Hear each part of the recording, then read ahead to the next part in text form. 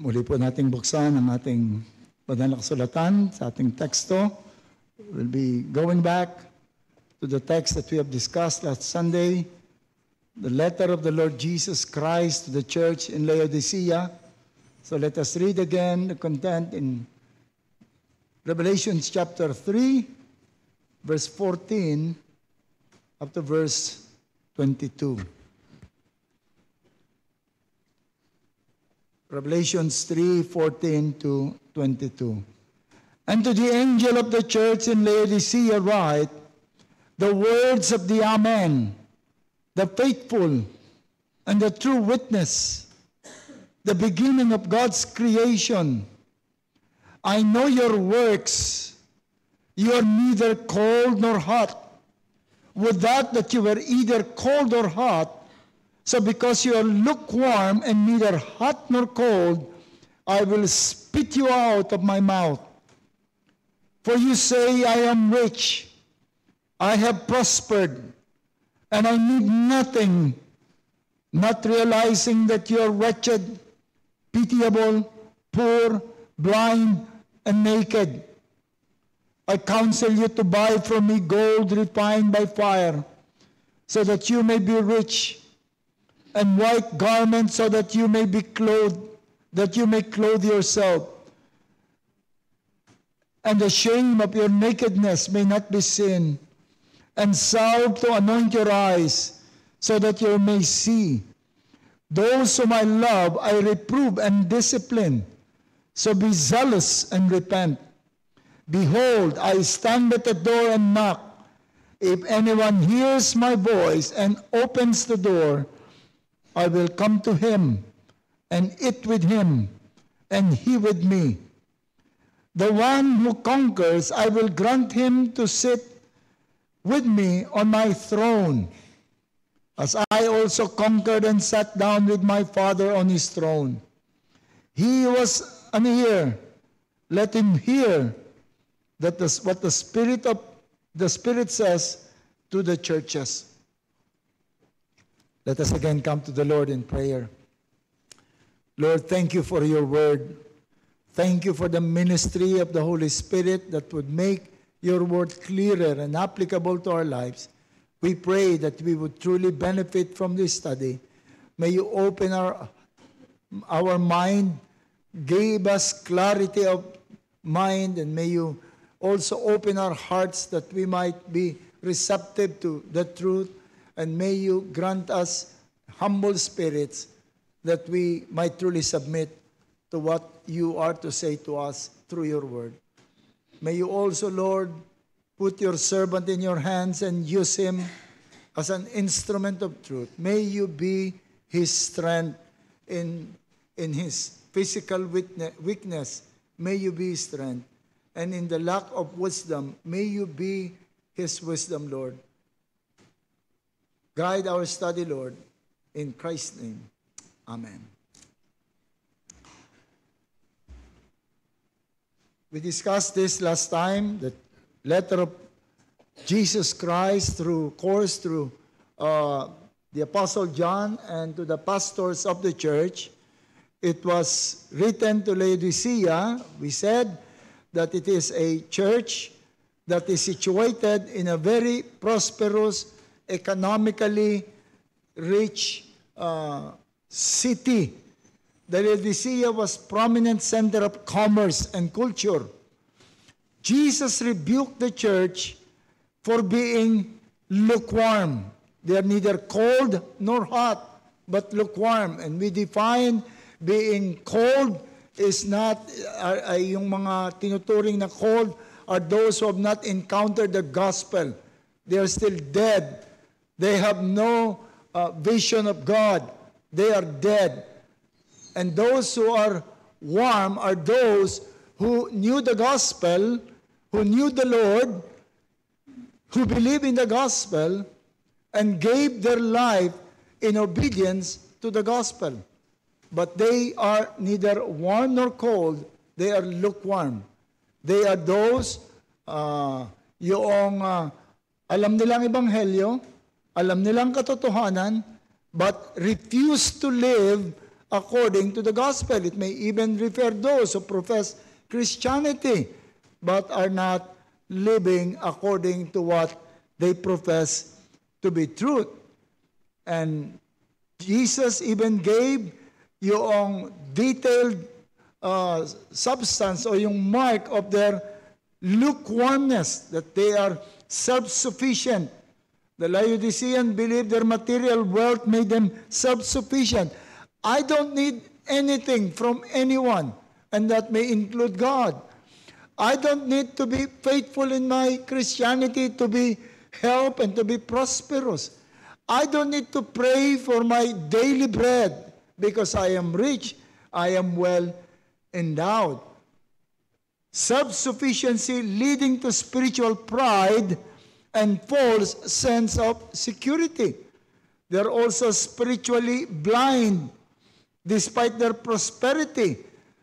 The church could not see that they are in fact, sabi ng ating Panginoon, in reality, you are poor and naked and sick. I counsel you, sabi niya, poor, blind, and naked. You are wretched. You could not see. You could not experience. You have no understanding of the real condition of your soul. They were shown the gravity of their condition when the Lord said, your condition, this is your condition. I am about to spew you out. You are in the brink of being disowned, being driven away by the one who you call Lord. I prefer the term noong NIV. I'm about to spit you out of my mouth. So ito po yung kanilang kalagayan. Now, I know I've given the overview, but in the discussion that followed after this message, I believe that we must go even to a more detail.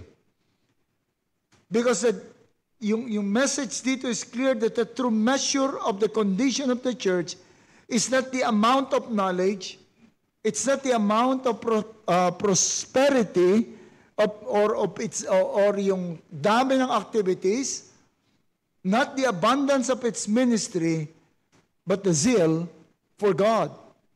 We focus on the call of the Lord in verse 19. Those whom I love, I discipline. So be zealous and repent.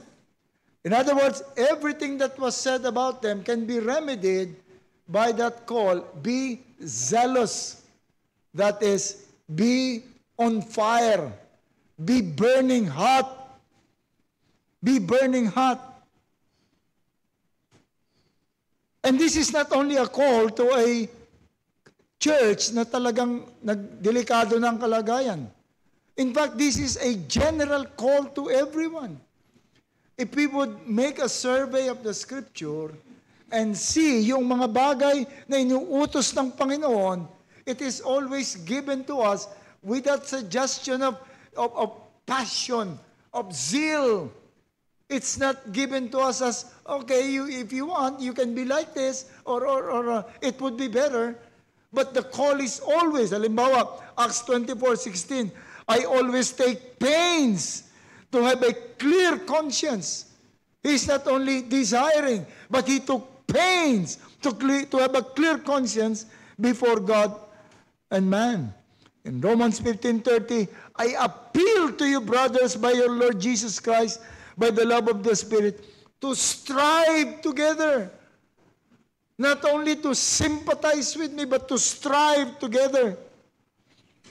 In Philippians 1:27, we read, only let your manner of life be worthy of the gospel of Christ, so that whether I come and see you or am absent, I may hear of you, that you are standing firm in one spirit, one mind, striving by side for the faith of the gospel. Colossians 1:29, for this I toil, struggling with all energy, that he powerfully works within me. Hebrews 12:4, in your struggle against sin, you have not yet resisted to point of shedding blood. We are even expected to shed blood if necessary. In the famous Philippians 2:12, you have always obeyed, so now, not only as in my presence, but much more in my absence, work out. Magsikap ka. Work hard and work out your own salvation with fear and trembling. So you see, Christianity is not, yung idea minsan ng Christianity is nakaupo sa isang air-conditioned na place at singing with the accompaniment of a good music. All of this can be part of Christianity, but it's more than that. It's striving. It's being zealous. Zeal is having a holy desire for anything that pertains to God's holiness, for His glory and pleasure. Yun ang dapat na picture ng Christianity. Striving, working out, taking pains. Yun po ang larawan ng Christianity. So that is what we are going to focus right now. So this would be more of a topical dealing with the idea of zeal. The idea of zeal. Unang-una, nakita natin dito yung need for zeal. If you're a Christian, you need to be zealous. What is to be zealous? Zeal is easy to understand. Madali itong ipaliwanag because we are all zealous for something. We are all men of zeal, men and women of zeal. We have something that we are passionately desiring, passionately pursuing. The question therefore is not, are we zealous or not? We are all zealous, but the question is, ang question natin is, what are you zealous about? Saan ka zealous? Many of us may say that, I am zealous for my family. I am willing to spend and be spent for the sake and the welfare of my family. I'm willing to do anything for our children. And some children do anything for my parents. We're all zealous, gagawin natin ang lahat ng pagsisikap. Ang lahat ng pwede nating gawin, gagawin natin. Ang lahat ng pwede nating i-avoid, i-avoid natin for the family. We are all, in many sense, zealous for our family. Some are zealous for their studies. Mga estudyante, nakita ko mga anak ko, mga hindi natutulog noon. May mga anak ako, pagdating ng Sunday, nakatayo sa likod dahil pag naupo daw sila, makakatulog. They're zealous for their studies. They deny rest and sleep. They plan ahead. They study their lessons. They dream of advancement in all their study. Yung iba nga, hindi lang yung present study at napakataas nung kanilang naabot ng kanilang pangarap. May mga tao na ayaw tumigil sa pag-gather ng degrees. Naalala ko yung nanay ko, sabihin kay Zenet, ano ka ba naman? Hindi ka na natapos ang pag-aaral. Aral ka ng aral. Pag natapos ka niya, nakalimutan mo na lahat yung iyong pinag-aralan kasi matanda ka na, ayaw mo pa rin tumigil mag-aral. But may mga tao talaga very zealous to learn. Yung iba hindi man makakuha ng degree, very zealous to make research and study.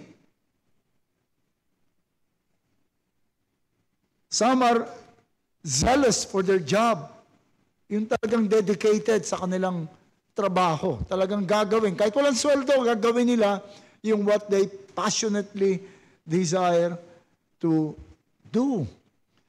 When we are passionate about what we do, ang unang-una, when we are passionate about what we do, ang ginagawa natin is gusto nating mag-improve. Gusto nating maabot yung lahat ng ito. Halimbawa, Some are passionate for travel. Pagka ikaw passionate for travel, you save. You study the situation. Titignan mo yung magandang lugar, talagang pinag-aaralan mo. You prepare. You pack your things right. Meron kang itinerary. Gusto mong pakinabangan ng gusto. Yung travel. Yung mga artists, they really spend time. They pour out their spirit dun sa kanilang art. Some are zealous for people. So, meron tayong idea ng what is zeal. But here we are asked for a particular zeal, for a particular passion, and that is be zealous for God. Be zealous for Christ.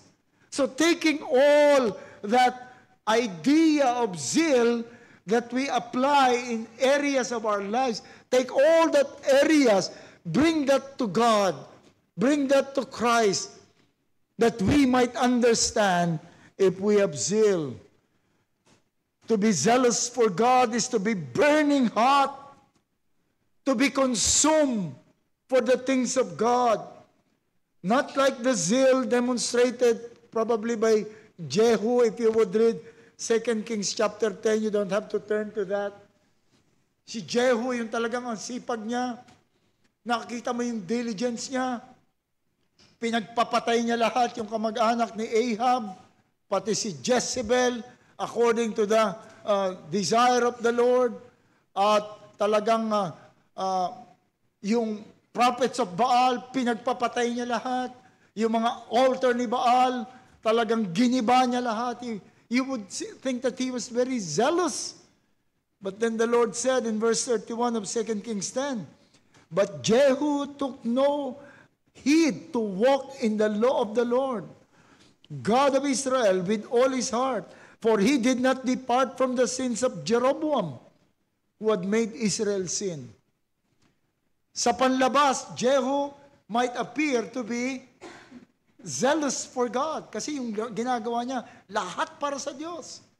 Sa pangalan ng Diyos. Sa relihiyon ng Diyos. But he refused to walk, he refused to order his life according to the commandment of God. It's not or the zeal of Judas, who left everything at sumunod sa Panginoon. Although he knew that the Lord ay wala man lang bubong na sisilungan. But he followed Jesus.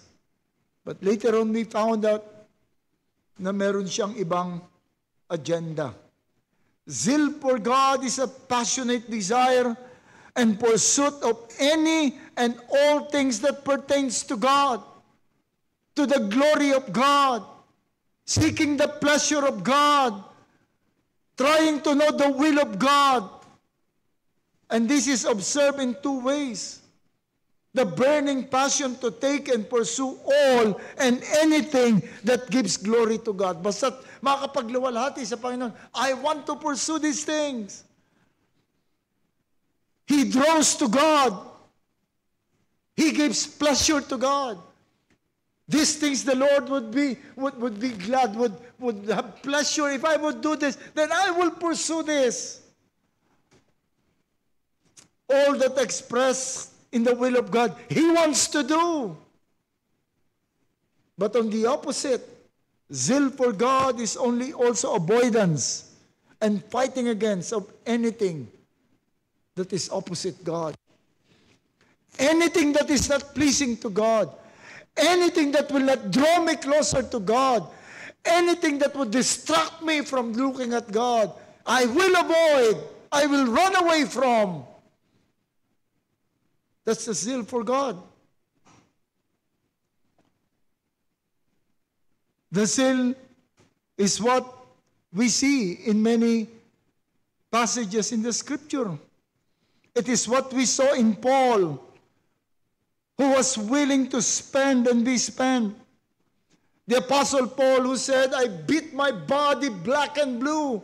I give myself a black eye to discipline my body. I run the race. I gave up my liberty for the sake of the gospel and for the sake of those who are weak. in spirit. I considered everything dung. I desire nothing but to know Christ and Him crucified. That's the Apostle Paul. Zeal is what we need, and only those with zeal who would pluck out his right eye if it will offend him, or cut off his right hand if it will offend him. Willing to do anything to take away what hinders him from obeying God. It is the zeal of the saints listed in Hebrews 11, who left family, who left houses and places, who were killed and martyred, but clung to what they want to do. We want to follow God. Zeal is being zealous for peace, being zealous for the salvation of others, just Apostle Paul saying, I would that I am the one who is accursed for the sake of my countrymen. Zeal is considering others more precious than ourselves. Zeal is being willing to spend and be spent. Now, just looking at those marks of zeal, evidently we do not have this kind of zeal in today's Christianity as common as it used to be. Wala na nitong ganitong zeal sa modern Christianity. We are so accustomed to convenience. We are so accustomed doon sa good-feeling Christianity. Christianity today is a religion of convenience. Many Christians are just walking on the border of the world and Christianity. Konting tulak mo lang can fall out of Christianity. This is Christianity today. There is really no clear indication that the zeal is really for God. Christianity today is a lazy boy Christianity. You know what a lazy boy is? Yung upuan na pwede mong i-bend, pag may isang level, tataas yung paa, ipapato mo. It's so comfortable. It's so convenient. Noong nag-desire ako naghanap ako ng mura-mura. Sabi ko, ang sarap mag-meditate dito, ang sarap That's a picture of now Christianity. Spend little time in prayer and personal communion because it's hard. It's time spending. Just enjoy sitting in, gathering with brethren, wasting the time, na sana matapos na yung mga gathering na ganito, sana matapos na, haba naman mag-preach si pastor. Gutom na kami. That's the kind of Christianity. I'm not accusing you. But that is just a way of saying, Christians today are easily disrupted, prevented from godly duties. Napakadaling pigilan ngayon ng mga Kristiyano. Napakadaling pigilan. Dahil yung prayer, ang dali-daling tanggalin sa prayer. Ang dali-daling tanggalin sa communion. Parang alam niyo yung karakter niya, siguro kilala ng marami, si Juan Tamad. May nakakilala pa ba rito? Nung panahon namin, kilala si Juan Tamad, yung nakita niyang may bunga na yung bayabas niya, at hinog na, pero sabi niya, kakatamad naman, pipitasin mo pa. Kaya humiga na lang siya doon sa ilalim ng bayabas, binuka niya yung bibig niya, hihintayin niyang bumagsak yung bayabas. Yun si Juan Tamad. Sometimes that's Christianity.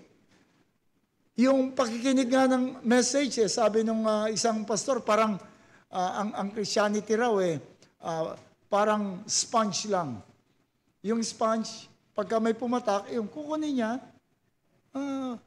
pag may nabanggit tungkol sa kanya, Nabanggit na yung uy, ako yun ah. Ako yung sinabi ni Pastor, makukuha niya yun. It's no longer as what the Proverbs describe as looking for hidden treasure, digging deep, spending time, making effort to please God. Christianity today is yung spoon-fed Christianity. Ba't ka pa magbabasa ng book? Ba't ka pa magbabasa? Ba't ka pa magsisearch? Ba't ka ba sasabihin mo sa pastor na, search me sa Panginoon. Search me, O God. Ba't mo pa kailangan sabihin yun? Pagka naman nalis ka, kakausapin ka naman ng pastor eh. Kapatid, mukhang absent ka na naman nun ah. I-review ka naman, ba't ka pa magsisearch? Ba't mo pa susuriin yung sarili mo? That's the kind of Christianity we live in. We are easily disrupted by the slightest inconvenience. Konting ambon, konting puyat, konting pagod. We are easily disrupted. What happened? What happened dun sa passion, sa zeal ni Paul? The zeal of the Christians in Hebrews 11. What happened to the zeal of our forebears? What happened? Why such a change in our time? God has not changed. He is still the glorious God that displayed himself in the Old Testament and in the history. He is still as glorious as we experience him now. He is still as loving, as caring, and as providing God. He is still as terrible in his judgment as it was. And hell is still, nakakatakot pa rin ang hell, hindi pa rin nagbabago. The world is still as active as it was. Heaven is still as glorious as it was. But we change. The church changed. And the change is in us. We are being distracted by many things of the world. Just like the Laodicean. They were distracted by their riches. Distracted by their comfort. By their yung kanilang kasikatan. Yun ang nangyari sa Laodicean. Kaya ang dami nilang ambisyon sa buhay. Ang daming gustong maabot. Ang daming gustong ma-accomplish. Ang daming gustong ma-acquire. Ang daming gustong malaman. They're distracted. They remove their focus upon God. But let me remind you by this word, that zeal, the kind of zeal that we have mentioned, the kind of zeal that we saw in Paul and all those heroes of the faith, those kind of zeal is not an option. If absent, the absence of zeal, if the absence of zeal prevailed in the church, you know what will happen. If those kind of zeal will not happen in the church, you know what will happen?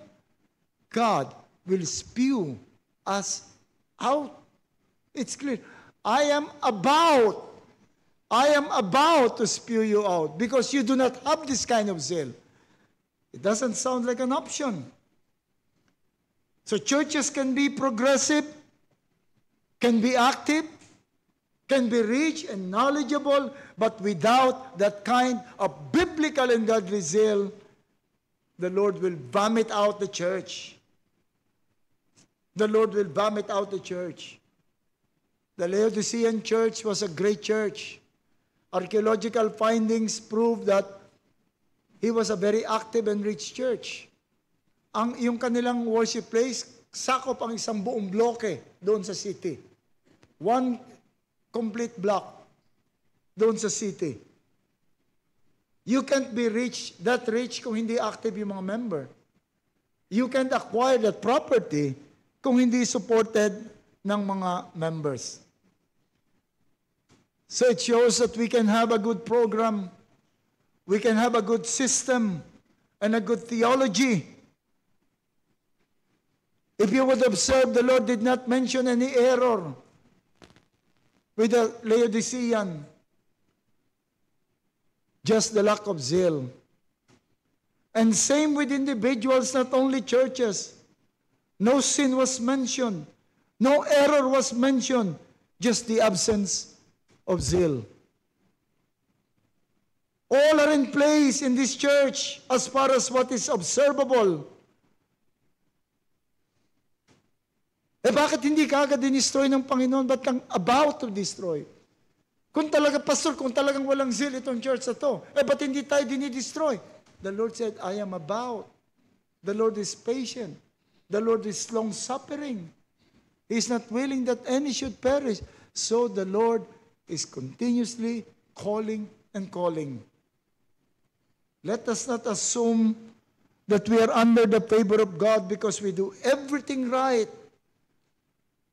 Just because we have the right program. Because without zeal, without being intentional in our service to God, we are in a condition that is about to be spewed out by God. And so secondly, what are the marks of this zeal? Ano ba yung marks? Paano natin malalaman sa isang church o sa individual? The Laodicean church did not have zeal, which was the reason why they were rebuked by the Lord and warned of being spewed out. Therefore, what was lacking in them is what being zealous is all about. Kung ano yung lacking sa kanila, yun ang dapat natin tignan. Dapat meron kami nun. Dapat meron kami nun. Unang-una, they lack the focus upon Christ. They lack the focus upon Christ. In verse 14, we are said, ang sabi ng Panginoon, He immediately introduced Himself to the angel of the church of the Laodicea, right? This thing says the Amen, the faithful, the true witness, the beginning of the creation of God. They have forgotten who Christ is. They are no longer focused upon Christ. Christ introduced Himself as the Amen. By calling Himself the Amen, Christ is emphasizing His reliability, His certainty, the certainty of His Word. Ito ay affirmation of God's promises and truth. He is the faithful and true witness. Christ is describing Himself as the one who faithfully and truthfully testifies of God. He is the image of God. When people look at Christ, they see God. They imagine God. So any church who would be looking at Christ will be like Christ. He is the ruler of God's creation. This title signifies Christ's supreme authority over all creation. So itong title nito ng Panginoon, it covers everything about Christ, about who He is, that He is a God-man, about what He has done, the gospel, how He died for sinners. Everything is about Christ. This is the totality of Christ that the Laodicean has neglected. They were involved in the church of Christ. They were active in the activities of Christ. They carried the name of Christ, involved in the ministry of Christ, but not zealous for Christ. They are not focused upon Christ. No zeal for fellowship with Christ. No excitement in the fellowship of Christ. Never miss yung absence ni Christ. When I was asked by pastors that I was talking to on what is the problem with today's churches, especially Reformed Baptists, I said, this is just too recent. No zeal for Christ. No focus on Christ, His glory, His will, and His pleasure. We have zeal for doctrine. We have zeal for reformation. We have zeal for the Word. We have zeal for the ways of Christ, but not the person of Christ. How do we know this? How do we know this? It's simple. There is less and less of the progress to Christ likeness in many churches today. The Apostle John said in 1 John 3:2, Beloved, now we are children of God, and it was not yet been revealed that we shall be, but we know that when He is revealed, that is totally and ultimately revealed, we shall be like Him. Why? For we shall see Him as He is. There is a close connection between Christ-likeness and seeing Christ, having communion with Christ. The more we have communion with Christ, the more we will be Christ-like.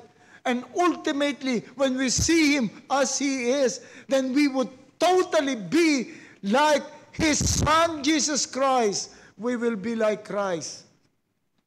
That is one thing lacking. That is one thing we seldom see in churches. Beginning with pastors. Pastors who are acting like CEO of companies, protecting the interests of their company, protecting the interests of their tiny kingdoms. They deal with issues na ang kapangunahing concern to protect their honor, to protect themselves. And not asking, what would my master and my Lord do in this situation? I'm just recently, a couple of days ago, in conversation with a pastor whom I'm trying to engage in a conversation. Nagpapaikot-ikot kami, but I made it simple. We are both students of the Word. We have one master. I'm not asking for your opinion. I'm not asking for what you emotionally like.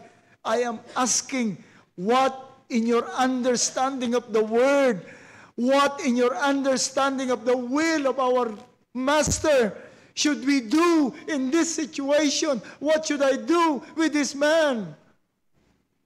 But still refuse to commit.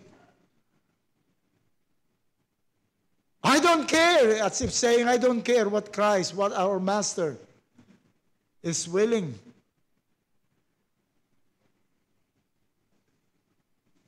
We now lack the compassion that is in Christ, who, when He saw the rebellion of Jerusalem, He knew the mind of the people of Jerusalem.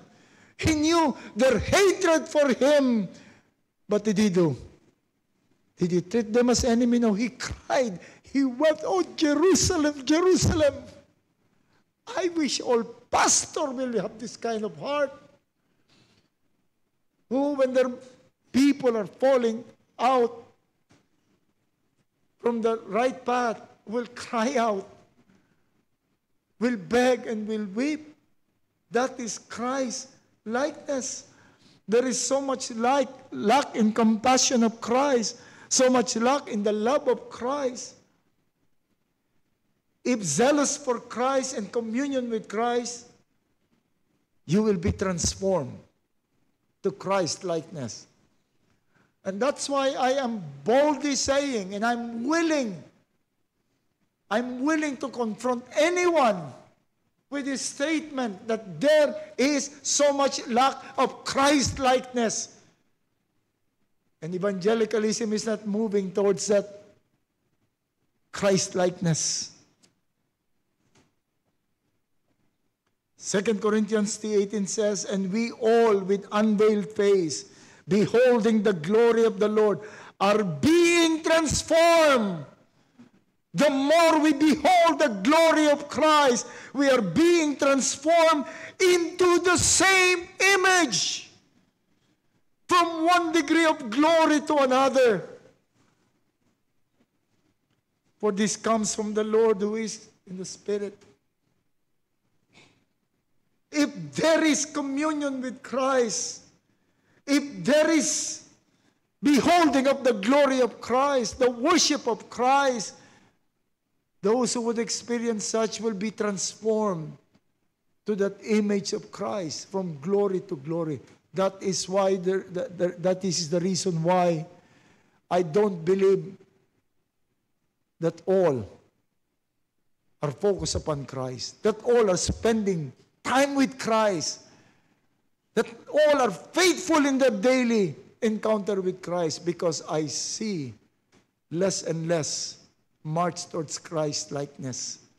Yes, there may be faithfulness in the assignment, faithfulness in the activities and in the program, but less and less march towards Christ likeness. Another mark of zeal for God is humility. Humility. They were told, you say I am rich,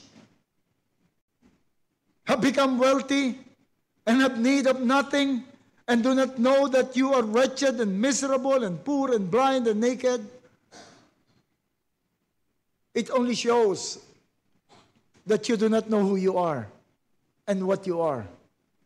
That you too are naked. You too are blind. You need to come to God. You need the salve of God.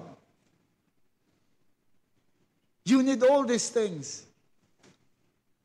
The one who is focused on Christ would be receptive to the voice of Christ. If anyone hears my voice.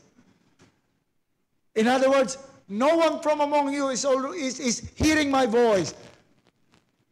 But if anyone hears my voice, you open the door of the church, and I will come into him first, and I will sup with him, with the desired result that everyone would also be that. But not only hearing the voice of God, but there must be a holy craving to hear God's voice. Holy craving to hear God's voice. Notice the Lord is speaking to the angel. Ang Panginoon hindi ito nagpunta sa mga individual at sinabi rito, itong hear my voice, hear my voice. Hindi ito nagsalita doon sa personal devotion nila, kung meron man sila. This is a letter to the angel, the messenger, the pastor of the church. This is addressed to the church. The Lord is speaking to us as a church. The Lord is specially present in the church. How many of us, yung kapag ka nawala sa, hindi naka-attend, for some reason hindi naka-attend, ilan sa atin ang mag-iisip na, naku, the Lord spoke to Sovereign Grace Church. The Lord said something to the Sovereign Grace Church, and I was not there. Thank you, technology, that I can listen to that message of the Lord to the church that I miss. How many of us? I'm not saying none. I do not know. But how many of us will take time, will take effort to listen to what God has said to the church, and you were not there? So you see, nakita natin, lack of zealousness na malinaw na nakikita natin ngayon. There is no more craving for God's voice. And I can still say many things, the lack of zeal. But the point is, whatever we do, what is expected of the church, it's not just a cold, reluctant, going and joining those things. There must be zeal. If there is no zeal, you beg God for zeal. Examine yourself. There is something wrong. And the Lord is just patient. Sometimes yung nangyayari sa ibang church, yung pastor nila, magaling mag-manage yung pastor, charismatic yung dating ng pastor, active na active yung church, mawala yung pastor, nagkagulo-gulo na yung church, nawala na, hanggang sa na-dissolve yung church. You know, I came from 2 churches with that kind of history. Napakasipag namin yun, napakadami ng aming activities. Halos yung pastor nga, hindi na nag-iisip yung mga members lang talaga But it's all activities. Nung mawala yung pastor, nawala na rin yung church. I came from that 2 church. Ang marami rito, galing din doon sa mga churches na yon. The Lord would spew out. So it's calling everyone. So just briefly, what are the means of zeal? Paano tayo magkakaroon ng zeal? First and foremost, repentance. As many as I love, I rebuke and chasten. Therefore, be zealous and repent. We must admit that we lack zeal. We may be zealous in some areas, but we can still examine ourselves. We lack this zeal. You know, pagka may nagte-text sa akin, magme-message sa akin at hindi siya makaka-attend, mawala sa church, and then will give yung reason, I really find it hard to respond if I find the reason as hindi ganon ka-importante. If I find the reason that I can interpret, this is the lacking of zeal for the things of God in the church. So we need to repent. And I cannot go to you and every time na hindi kayo makaka-attend, ba't ka nandun? Oh, totoo ba yan? I cannot do that. And I will not do that. And so if you've noticed, hindi ko na nga ginagamit kasi nahalata na nila noted. There are reasons that I would say, oh, we will remember you in prayer. Oh, it's good, you take a rest, you need that. But there are reasons that I simply said, noted.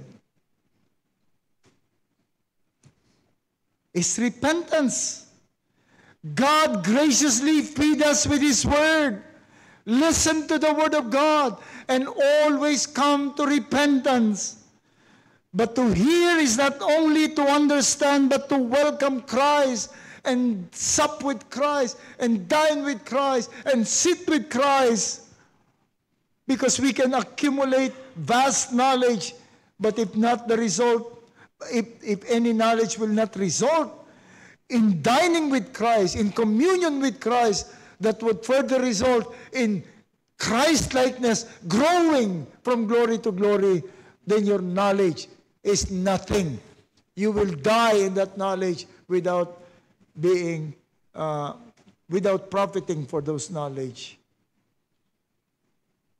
So listen, repent, and the Word of God, listen to the Word of God. So repentance and then listen to the Word of God. Behold, I stand at the door and knock. If anyone hears my voice, not my knocking, but my voice. Where is the voice of God? This is the voice of God as I faithfully preach the Word. When you read the Bible, that's the Word of God. If you hear the Word of God, and only true believers has the capacity to hear. But let that hearing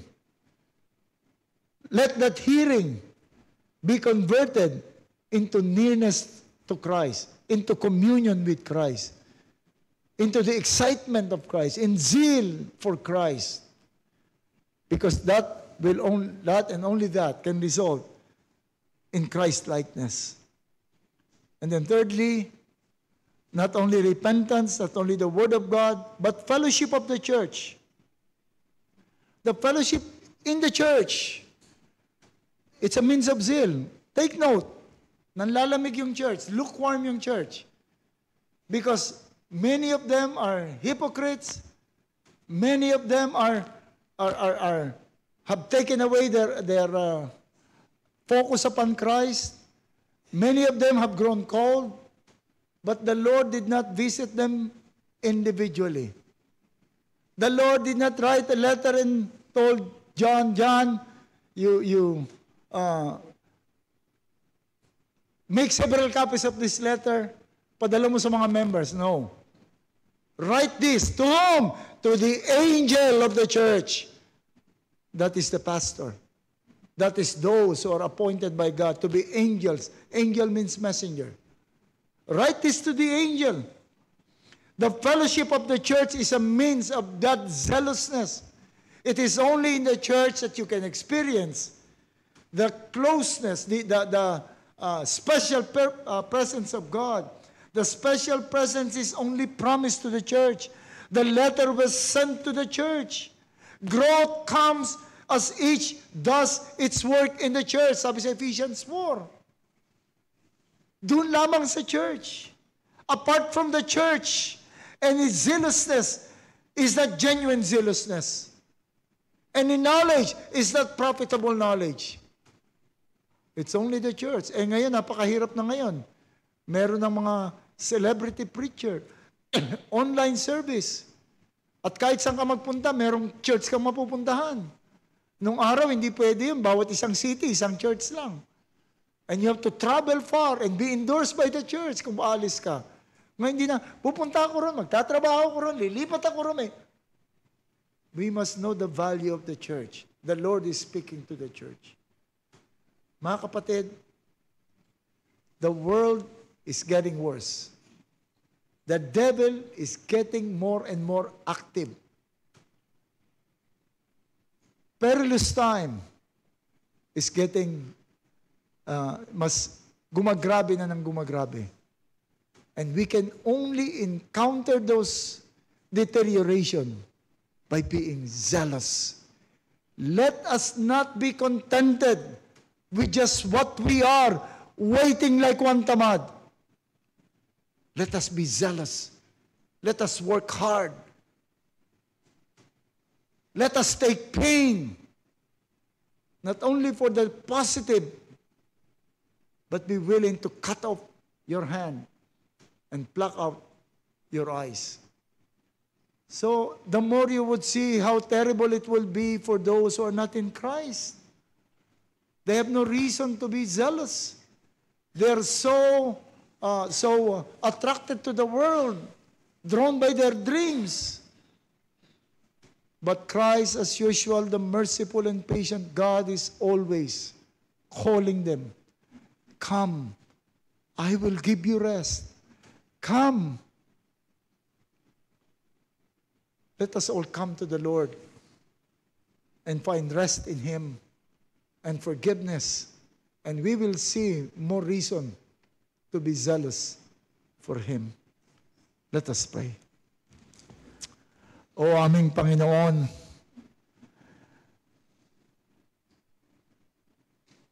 some of us may not know it, but we are growing cold.